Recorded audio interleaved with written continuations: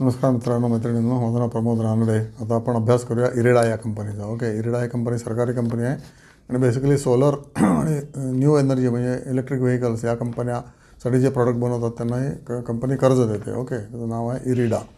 Okay, याचं पी/ई 27 आहे, ROC 9% ROE 18% आहे, फेस व्हॅल्यू मात्र 10 आहे. त्यामुळे याच्यामध्ये स्प्लिट नक्कीच होणार. हायली प्रॉफिटेबल कंपनी आहे. गेल्या फोर्थ क्वार्टरला ह्यानं जोरदार धक्का बसला, कारण जनसॉल या कंपनीचं कर्ज याने काय म्हणायचं NPA डिक्लेअर करून टाकलं आणि राईट ऑफ केलं. त्यामुळे प्रॉफिट एकदम घसरला. पण या क्वार्टरमध्ये जून क्वार्टरमध्ये आणि नंतर या क्वार्टरमध्ये म्हणजे सप्टेंबर एंडचे पण रिझल्ट्स याचे उत्तम आलेले आहेत. त्यामुळे ही कंपनीकडे बघायला काहीच हरकत नाही आहे. सरकारी कंपनी आहे. 72% सरकारकडे आहेत, FII कडे 2% आहे, DI कडे 3% आहेत आणि पब्लिककडे 23% आहेत. ओके, याचा IPO आला होता मध्ये, 32 रुपयाला IPO आला होता आणि तो लिस्ट झाला किती जवळजवळ 80-90 किंवा आता 140-190 रुपयाला जाऊन तो आता परत PBT इज ॲट अराउंड 120 किंवा 140. तुम्ही बघा, ते प्रॉफिटेबल कंपनी असल्यामुळे या कंपनीकडे सगळ्यांचंच लक्ष असतं. 1 इयर PBT ह्याचा 16% वाढलेला आहे, पण मार्केट प्राईस किती पडले -28%. ती डायकोटोमी आहे. त्याच्यामुळे ह्याच्याकडे निग्लेक्टेड शेअर आहे, त्यामुळे कोणी घेत नाही. त्यामुळे मार्केट काय म्हणायचं याचा रेट पडलेला आहे. ओके, ह्याचा ग्रॉस नेट प्रॉफिट झालेला आहे तर 2.45%मधून 4% झाला आहे, डबल झाला ऑलमोस्ट.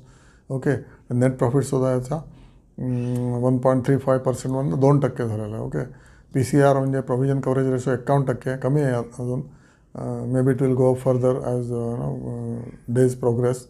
आणि अभिजितची फायनान्स कॉस्ट 1200 कोटी आहे एका क्वार्टरमध्ये आणि गेल्या वर्षी याची कॉस्ट होती 975 कोटी. बिझनेस वाढतो आहे, त्यामुळे सेल्स याचे 1900 कोटी झालेत या क्वार्टरमध्ये जूनमध्ये.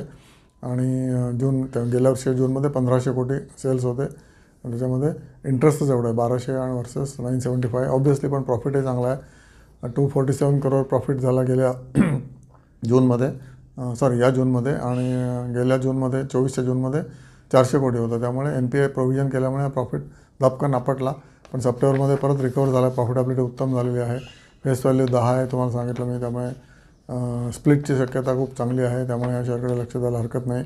फॉरएव्हर यांना धंदा आहे, कारण जोपर्यंत सोलर प्लांट्स आणि रिन्युएबल प्लांट्सची स्टोरी इंटॅक्ट आहे भारतामध्ये, तोपर्यंत इरिडासारख्या कंपन्यांना लोनची मागणी येणारच. फक्त त्यांनी ड्यू डिलिजन्स थोडा वाढवायला पाहिजे.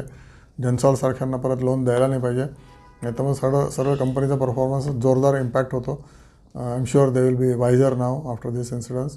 आणि त्याच्यामुळे तुमच्या टेक्निकल एक्सपर्टला विचारा, फंडामेंटल एक्सपर्टलाही तुम्ही विचारा आणि टेक्निकल एंट्री ग्राफ बघूनच मगच त्याच्यामध्ये एंट्री घ्यायची आहे. पण ओव्हरऑल सध्या हा शेअर सेफ वाटतो आहे, कारण सोलर सेक्टर एनर्जीचा संबंधित हा शेअर आहे म्हणून. Okay, thank you so much.